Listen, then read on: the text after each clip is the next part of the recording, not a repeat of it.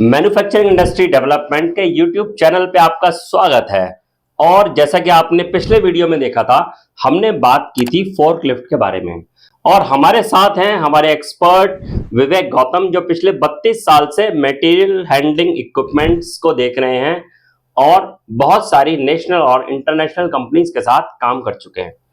स्वागत है आपका विवेक जी। कैसे हैं आप और घर परिवार में सब लोग कैसे हैं? धन्यवाद, सब बढ़िया है, ईश्वर की परमात्मा की कृपा है।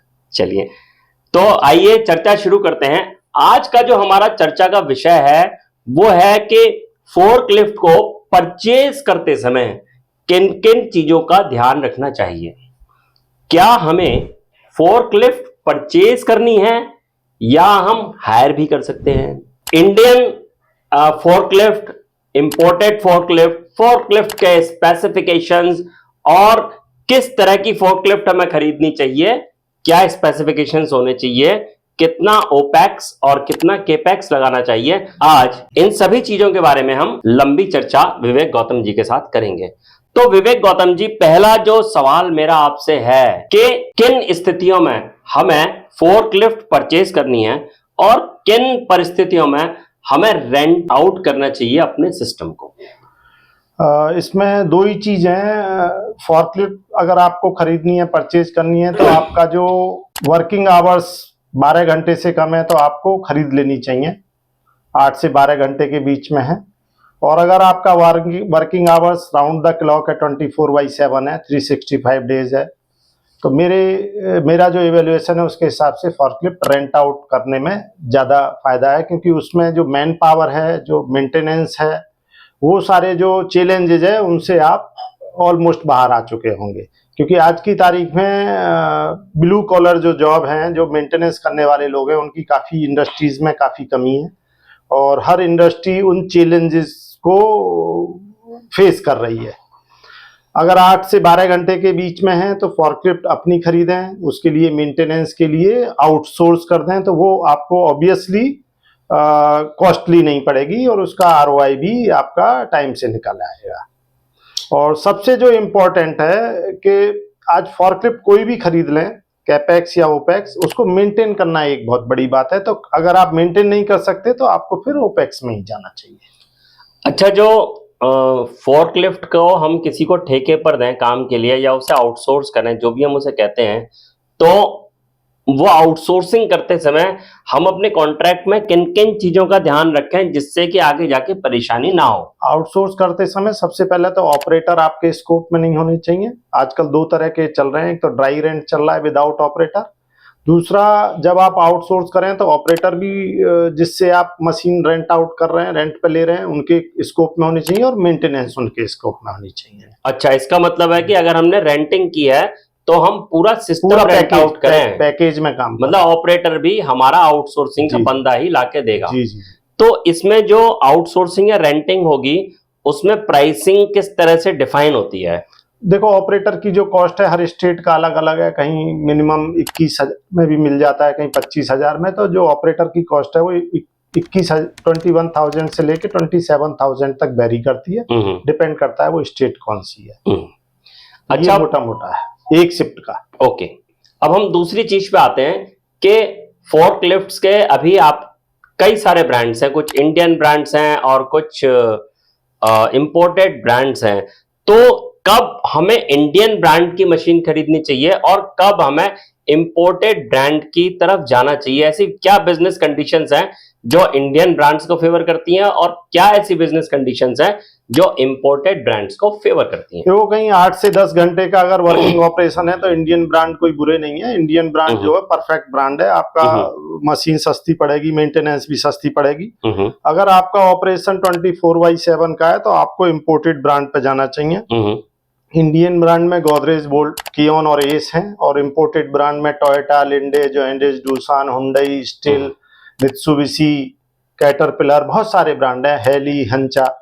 तो सबसे बड़ी चीज क्या है कि इंडियन ब्रांड में अगर आप देखो ऑपरेशन कॉस्ट देखें तो इंडियन ब्रांड की अगर 10 साल में मैं ऑपरेशन कॉस्ट लेता हूं तो इंडियन ब्रांड की ऑपरेशन कॉस्ट आपको ज्यादा लगेगी। और जो इंपोर्टेड ब्रांड है उनकी जो ऑपरेशन कॉस्ट है वो आपको कम से कम 60 to 70% कम होगी। ये मेरा लाइव एग्जांपल है। टाइम्स ऑफ इंडिया में जब फॉर्कलिफ्ट थी गोदरेज की और वोल्टास की, तो जो उनका खर्चा 10 साल में हुआ, सपोज करो 20 से 22 लाख रुपए, तो वहीं जो इम्पोर्टेड मशीन है वो मैक्सिमम 7 से 8 लाख रुपए खर्चा होता है। तो रिलायबिलिटी है, उनकी मेटलर्जी फर्क है और उनकी क्वालिटी फर्क है, और उनके यहाँ सारा जो मैन्युफैक्चरिंग होता है वो पूरा वेल्डिंग प्रोसेस सारी रोबोटिक्स हैं, पेंटिंग प्रोसेस रोबोटिक्स है, और उनके जितने भी सामान हैं, जैसे फॉर्कलिफ्ट में इंजन है, ट्रांसमिशन है, आपके हाइड्रोलिक सिस्टम है, इलेक्ट्रिकल सिस्टम है, ये सारे सिस्टम्स, ब्रेक सिस्टम है, ये काफी लंबे टाइम के बाद 5 या 7 साल के बाद ओवरऑलिंग का जरूरत पड़ती है। जबकि इंडियन जो मशीनरीज हैं हमारी, उनमें 3 साल के अंदर अंदर आपको मशीन ओवरऑल करने की जरूरत होगी सेम ऑपरेटिंग कंडीशंस में। ओके जी।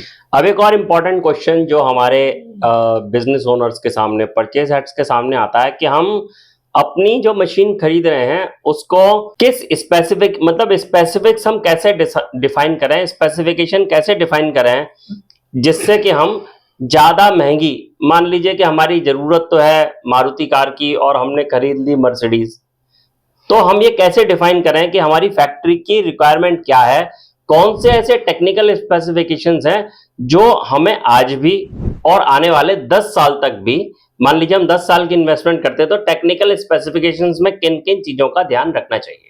देखो, भारतीय मशीन खरीदते समय बस आपको ये ध्यान रखना चाहिए कि आपके वर्किंग आवर्स कितने हैं, जो मैंने पहले भी बताया 8 से 12 घंटे होने चाहिए। मशीन वो भी ऐसी नहीं है कि काम करने के लिए मना कर देंगी, क्योंकि 80% मार्केट शेयर गोदरेज, कियोन और एस का ही है। 20% मार्केट शेयर में सारे प्रीमियम ब्रांड।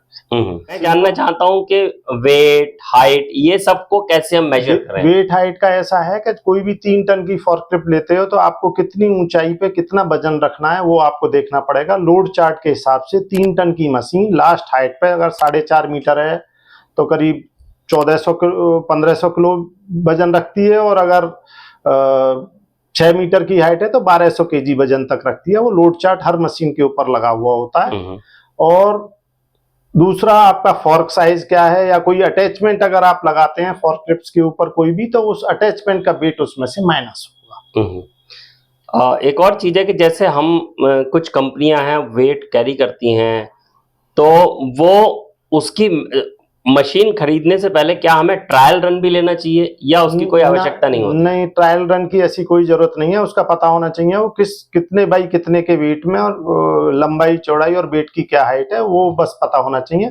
उसके हिसाब से मशीन तो सॉल्यूशन है। वो मशीन कितने mm के फॉर्क लगेंगे, अगर वेट ज्यादा लंबाई का है तो उसमें लोड सेंटर चेंज हो जाएगा और फिर हाइट पे डिरेट हो जाएगा, बस, और कोई फर्क नहीं। क्या हमारे वेयर हाउस का डिजाइन, जहां पर हमारी स्टोरेज है या हमारे रॉ मटेरियल की स्टोरेज है, क्या ये सब भी हमको देखते हैं, और ये अलग अलग मशीन्स में किस तरह से इस प्रॉब्लम को रिजॉल्व किया जाएगा? देखो, बेसिकली क्या है, वेयर हाउस में कोई भी इंटरनेशनल स्टैंडर्ड के हिसाब से रैक टू रैक के बीच में कम से कम 3 मीटर का डिस्टेंस होना चाहिए। अगर 3 मीटर का डिस्टेंस है तो फॉर्कलिफ्ट सक्सेसफुल है।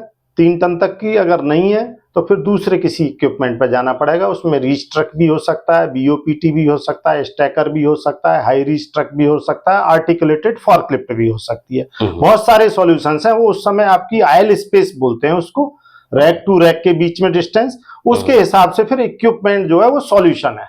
ओके। जरूरी नहीं कि वहाँ फॉर्कलिफ्ट चले, वहाँ AFL चले, आरटी चल सकता है, AFL चले ही ना, तो वो उस समय डिसाइड होगा कि उसके आयल स्पेस कितना है। तो बहुत ही बेहतरीन आपने हमको यहाँ बातें बताई हैं, और मुझे लगता है कि हमारे जो SME ओनर्स हैं और हमारे जो दूसरे परचेज हेड्स हैं, आपके बहुत सारे क्वेश्चंस आज जो है विवेक जी ने यहाँ आंसर कर दिए होंगे।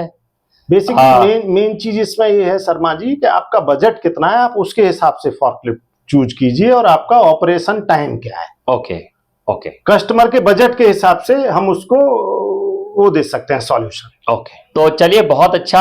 और अब अगले आने वाले वीडियो के अंदर और भी फोर्कलिफ्ट से रिलेटेड चीजों के ऊपर चर्चा करेंगे। अगर आपका कोई सवाल है, कोई क्वेश्चन है, तो आप हमें हमारे कमेंट्स के अंदर लिख सकते हैं, और हम रिक्वेस्ट करेंगे मिस्टर विवेक से कि वो आपके क्वेश्चंस का आंसर उन कमेंट्स के अंदर दें।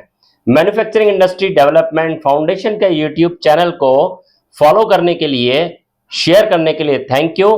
अगले वीडियो में फिर मुलाकात होगी। धन्यवाद। नमस्कार।